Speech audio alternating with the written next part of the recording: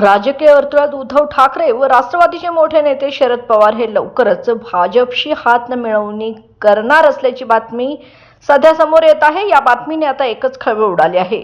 बच्चू कडू यांनी देखील उद्धव ठाकरे यांच्या शिवसेना आणि शरद पवार यांच्या राष्ट्रवादी पक्षाच्या संभाव्य भाजप सोबतच्या युतीचे संकेत दिले आहेत।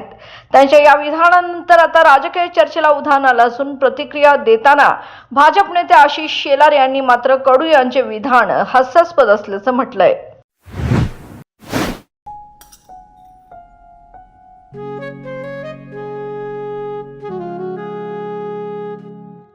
बाबा, आज येताना बासुंदी घेऊन या ना।